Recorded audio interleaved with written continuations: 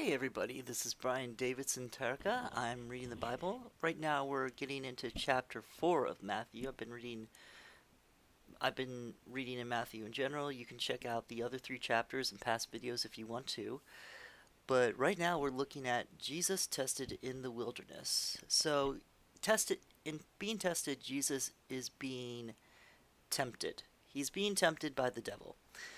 And a friend of mine told me that he came across a post that in regards to temptation, it's okay to try to take modern events and try to see applications for them in the Bible or modern day happenings and look for applications. And we'll often personalize those. But this one but my friend was telling me that this person was a very heavily into anti-masking. Now, whatever your beliefs on that, and my beliefs are, please wear a mask. Seriously, wear a mask. It's very unlikely that all these people all of a sudden have breathing issues. I have asthma, and I'm wearing a mask. Okay, so please, that see, I'm inserting my opinion. I'm not like using the Bible to justify this, unless I'm saying, hey, look out for your neighbor, that sort of thing. But he was trying to use this passage to say, I guess that um you should not put your God to the test. It's like, well, that's where I get really confused. One, wearing a mask isn't a temptation. Two, aren't you testing God by doing something that could give you a disease? Wouldn't that be more of a testing of God? It's like stepping out in front of a truck saying, "Don't worry, God's protecting me."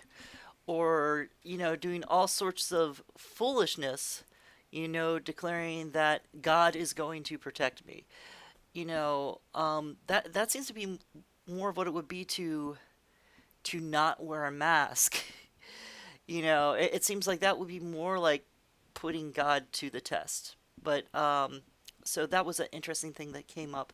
But I'm going to get to the scriptures now, and that part that I believe this anti-masker took out of context is in verse 7 of this chapter. We're going to go in chapter 4 from verse 1 to verse 11. So let's take a look at this. And Jesus is tested in the wilderness. Chapter 4, verse 1 of Matthew. Then Jesus was led by the Spirit into the wilderness to be tempted by the devil. After fasting 40 days and 40 nights, he was hungry. No kidding. He is fully man and fully God. The tempter came to him and said, "If you are the Son of God, tell these stones to become bread." Jesus answered, "It is written, man shall not live on bread alone, but on every word that comes from the mouth of God." Then the devil took him to the holy city and had him stand on the highest point of the temple. "If you are the Son of God," he said, "throw yourself down, for it is written, he will command the angels concerning you, and all will lift up their heads. All will lift up their hands, so that you will not strike your foot against the stone." Jesus answered him, "It is written, do not put the Lord your God to the test." Again, the devil took him to a very high mountain and showed him the kingdoms of the world and their splendor. So there's a lot to be amazed by in this world, and God understands that. This is why we can appreciate creation. Creation uh, in regards to nature, and creation as in the work of hands of humanity. And Satan uses this to tempt Jesus. Again, the devil took him to a very high mountain, showed him the kingdoms of the world and their splendor. I'll give you this. I'll give this. No, no. All of this I will give you, he said, if you will bow down and worship me. So here he is trying to get God to worship him with the splendor of everything on earth, the splendor of all the cities. Jesus said to him, away from me, Satan, for it is written, worship the Lord your God and serve only him.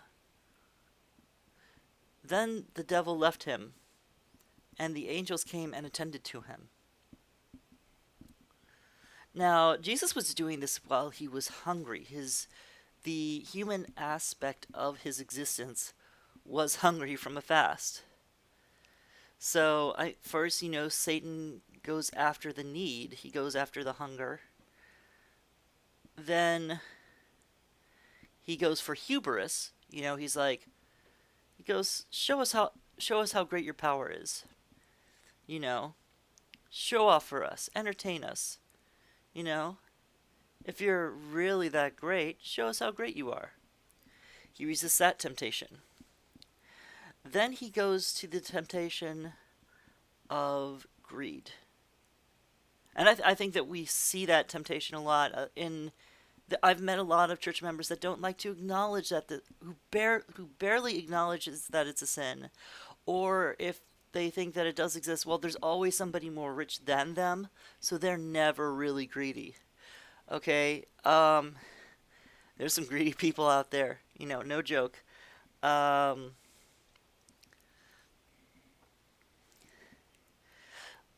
at that point, Christ says, away from me, Satan.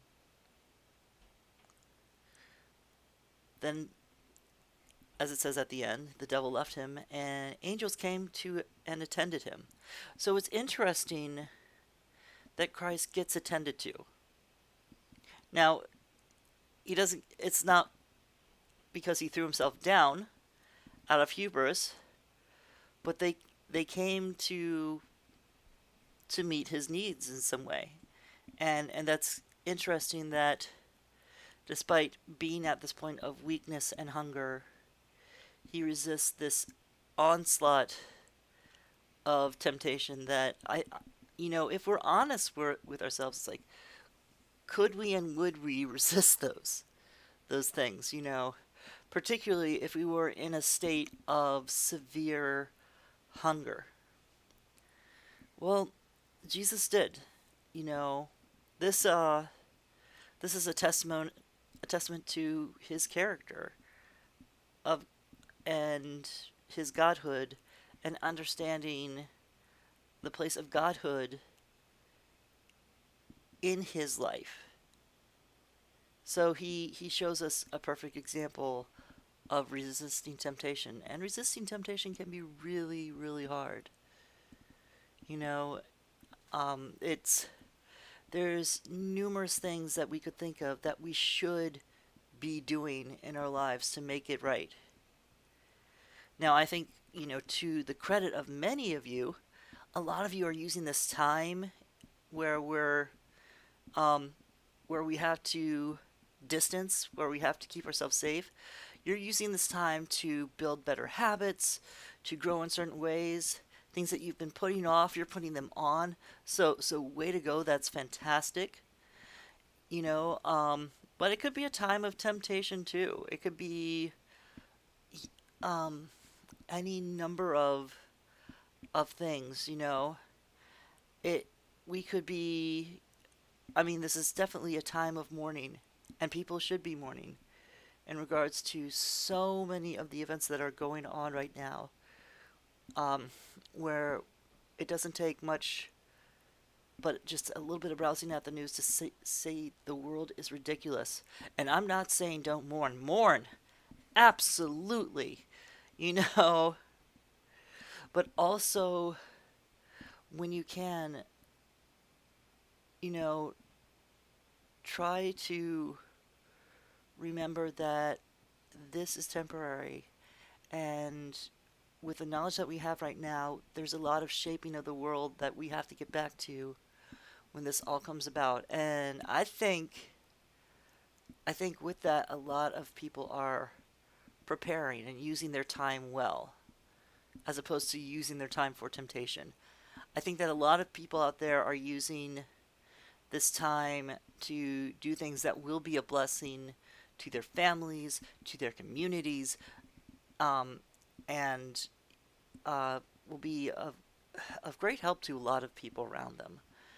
So, so yeah, resist temptation. Know temptation and resist temptation. It's um, don't try to do things that will put God to the test.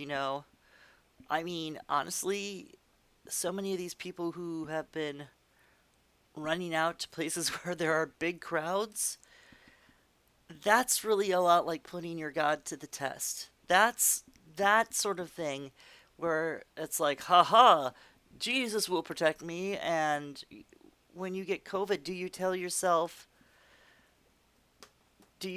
do you tell yourself it's like, well, I must not have had enough faith. It's like, no, you didn't have enough brains. You did something that you really shouldn't have done. You ignored health regulations. I mean, when you go up to heaven, hopefully not from a virus, you could say to God, it's like, God, why did you let me die? It's like, why? And I'm pretty sure God will tell you, it's like, why did you go out into a whole bunch of crowds when there was a virus out there, when there was a virus going around? So really, um, don't test God. Remember the temptations that Christ went through. Wants to selfishly meet his own needs. Wants to put God to the test, saying, "Okay, God, I'm doing it this way. You better follow me." Um, and another one where he's tempted by all the splendors of the cities of the world. Probably the countryside too. All the world's splendors. Jesus turned all those things down. He knew them for the temptations that they were, and he sided with God. So Jesus being the perfect example, let's side with God as well. Now, if one of the things you're looking to do in this time of social distancing is catch up on your Bible reading, I recommend checking out some of the links on Amazon if you're here in America and buying yourself a Bible. If you are not in America, I also have a link to Bible Gateway down there, and you can look at Bible Gateway on your device by downloading the Bible Gateway app, or you can go to the website BibleGateway.com and look up any number of Bibles in any number of languages. It's absolutely great. Check that in the links below. And I'm Brian Lee Davidson. Be safe. Please, don't put God to the test. Wear a mask. Goodbye.